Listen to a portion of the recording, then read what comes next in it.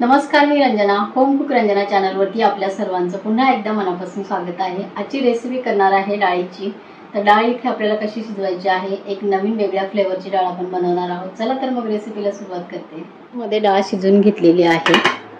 मी कुकरमध्ये किंवा गाडग्यामध्ये डाळ शिजवत असते. खूपच वेळ कमी असेल तेव्हा कुकरमध्ये डाळ शिजवते, अन्यथा मी गाडग्यामध्ये डाळ शिजवते. तर डाळ कशी शिजवायची, गाडग्यामध्ये कशी, तर हे मी संपूर्ण रेसिपी माझ्या चॅनलवरती दिलेली आहे, तुम्ही बघू शकता.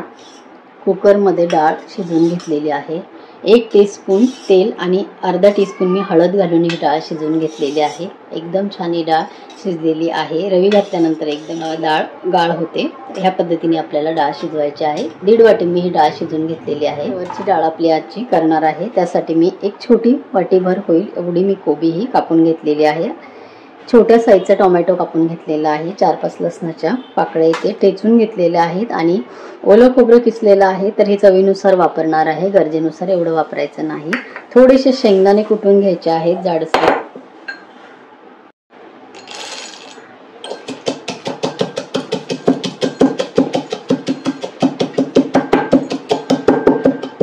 शेंगदाणे कुटलेले आहेत. गॅसवरती पातेलं ठेवलेलं आहे.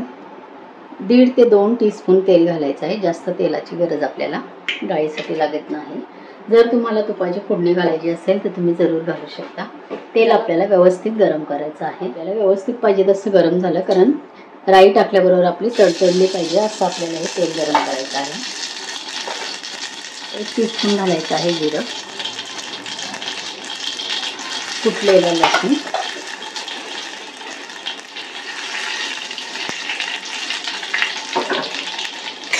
एक चिमटीवर घालायचं आहे हिंग,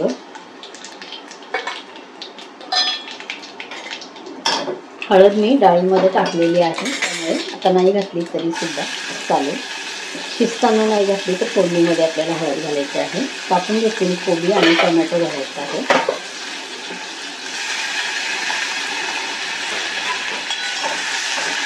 शेंगदाणे जर तुमचे भाजलेले नसतील तर ते ह्याच वेळेला फोडणीमध्ये व्यवस्थित परतवून घ्यायचे आहे राई जिरं टाकल्यानंतर, आणि जर भाजलेले असतील तर त्याच्यानंतर वापर आपल्याला करायचा आहे. 1 मिनिटभर आपल्याला कोबी व्यवस्थित परतवायची आहे. मसाले आपले व्यवस्थित असतील तर डाळ असेल, भाजी असेल, रस्सा भाजी असेल, खूप छान होतं. कोबी परततानाच आपल्याला घालायचं आहे खोबरं. 2 टीस्पून फक्त खोबऱ्याचा वापर केलेला आहे मी. ओलं खोबरं मी किसून ठेवलेलं आहे. गरजेनुसार आपल्याला डाळीमध्ये वापरायचं आहे. डाळ जास्त प्रमाणात असेल, तुम्हाला आवडत असेल तर तुम्ही खोबरं जास्तही घालू शकता. कुटून घेतलेले शेंगदाणे,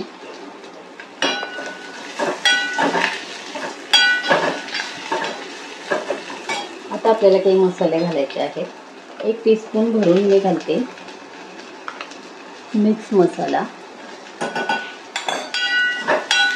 लगेच आपल्याला पाणी घालायचं.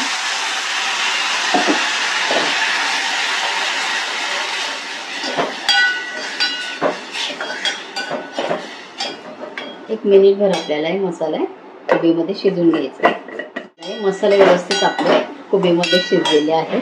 डाळ आपल्याला घालायची आहे शिजवलेली.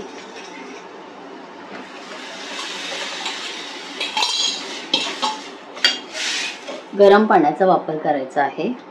डाळ बनवताना, भाजी बनवताना मी नेहमी सांगत असते, गरम पाण्याचा वापर करा.